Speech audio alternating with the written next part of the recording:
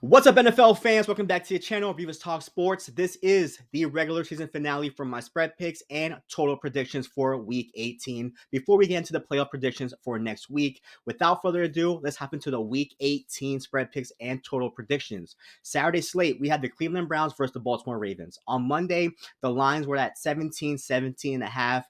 Now it's gone up to 20, 19 and a half. A lot of it is probably just due to Bailey Zappi being the quarterback. There are a few key injuries on the Browns team that may not play in this game, but I think this line is extremely high for a divisional matchup, regardless of how bad the Browns have played, and especially of how dominant the Ravens have been. I do think that the Ravens can beat this Browns team by over 20 points. If I were to decide, I'll probably lean Ravens 19 and a half. I'm not going to touch the spread. If there is one thing that I'll probably choose in this game, I'm going to go with the over 41 and a half. I do think that the Baltimore Ravens can probably win this game 33-10, 36-10 if the Browns can score at least 10 points, but I do see the Browns playing keep up. I do see Stappy probably throwing the ball a lot in this game to at least keep up and probably score a couple points, maybe at max 10, most 13, but I'll go the over 41 and a half. I think my prediction in this game will probably be 33-10 in this game. So over 41 and a half is the play that I'm going for this game, not touching the spread in this one.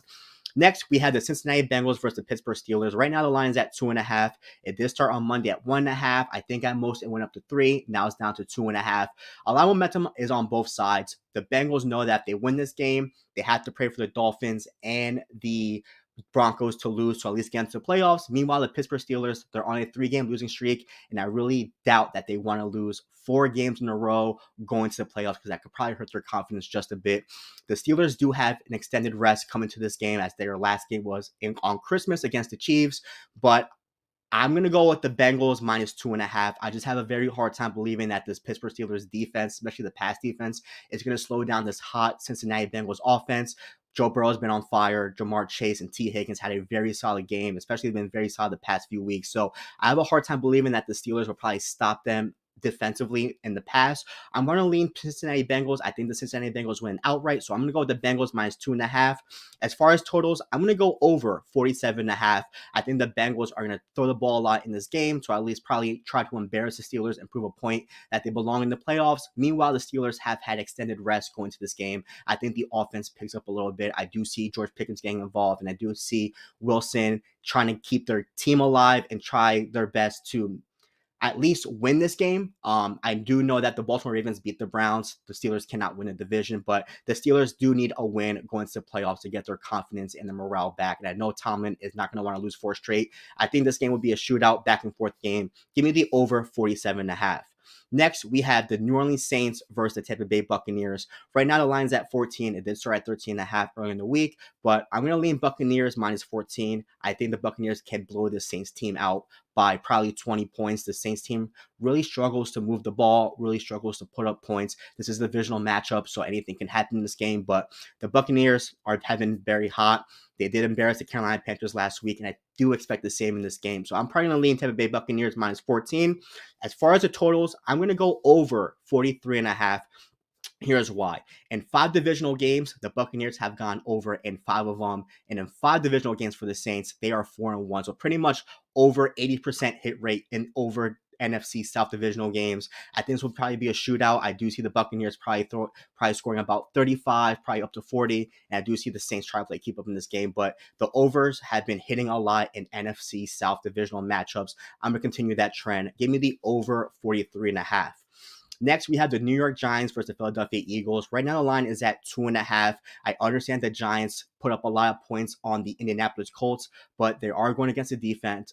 They are going against the Philadelphia Eagles backups, but the Eagles is still a technically sound team, a well-coached team, and their aspirations is to win the Super Bowl. So even with the backups playing, I still see that they're going to win this game. Give me the Philadelphia Eagles minus 2.5. I think the Giants know that winning last week kind of shot themselves in the foot and losing the number 1 pick. So I don't see the Giants winning this game. Give me the Philadelphia Eagles minus 2.5. As far as totals, I'm going to go under 37.5. The Philadelphia Eagles are playing their backups, and I believe that Tanner McGee is going to be starting this game for the quarterback for the Philadelphia Eagles, and the New York Giants aren't going to have that type of aerial attack scoring luck on this very talented Eagles defense. And I don't think that the Giants score more than 14 points in this game.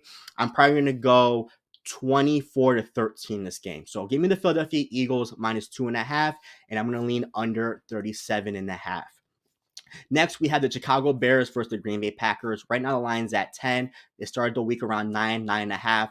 I'm going to go Green Bay Packers minus 10. The Packers pretty much own the Chicago Bears, and with the Packers not being able to defeat the Detroit Lions and the Minnesota Vikings on both times in both of their games, I do see the Packers pretty much putting a beat down on the Chicago Bears team. It's pretty much laying out all their frustrations. I do think that the Packers should be careful in this game and not risk any further injury, as they are looking to play the Philadelphia Eagles in the first round next week. But I do see the Packers covering the spread of minus 10. They do own Chicago Bears, and I do expect them to let out their frustrations on the Bears. As far as totals, I'm probably going to go under 41.5. I do see the score being about 24-10, 24-14. I don't know if this goes over. I think this would be a gritty rivalry game. Both teams probably keeping the ball on the floor, keeping the ball on the ground, and depending on how the game is looking, I do see Matt LaFleur probably pulling the starters towards the end of the third quarter and put Malik Willis in and let the backups get some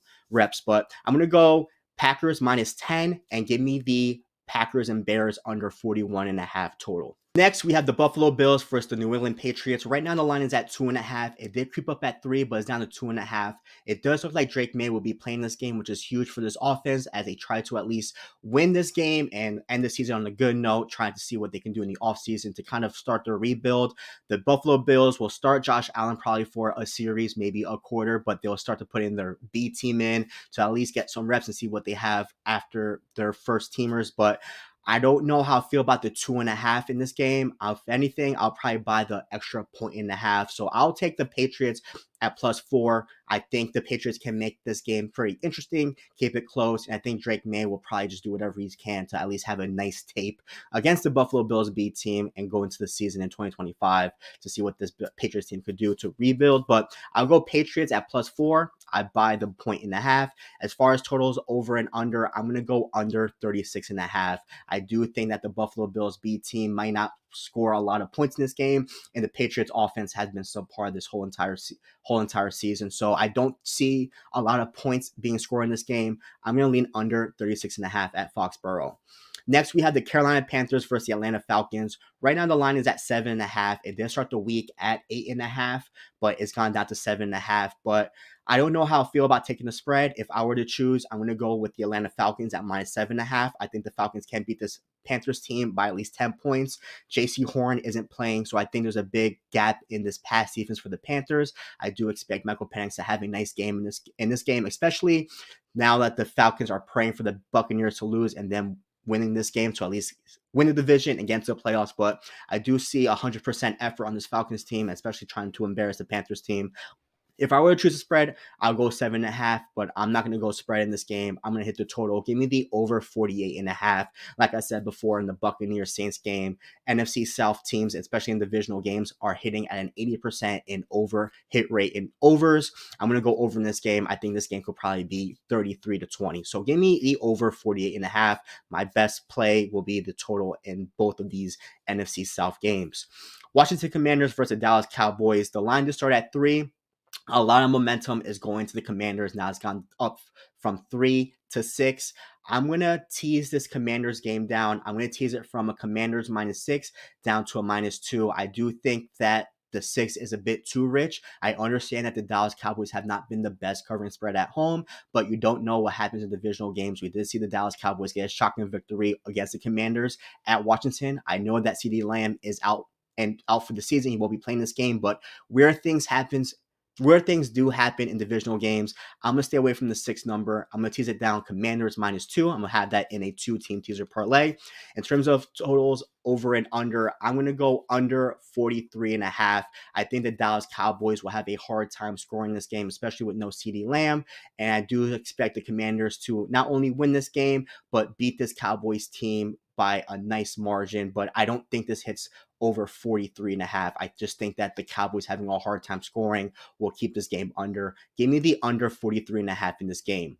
Next, we have the Houston Texans versus the Tennessee Titans. Right now, the line is at 1.5. I'm gonna go Houston Texans at +1.5. The Tennessee Titans have not covered a spread all entire season at home, and I'm not going to try my luck in the last week of the game and choose the Titans. So I'm going to go with the Texans at +1.5. Their backup, David Mills, does have experience as a starting quarterback, and I do think that he can have some good moments in this game and have a potential win outright.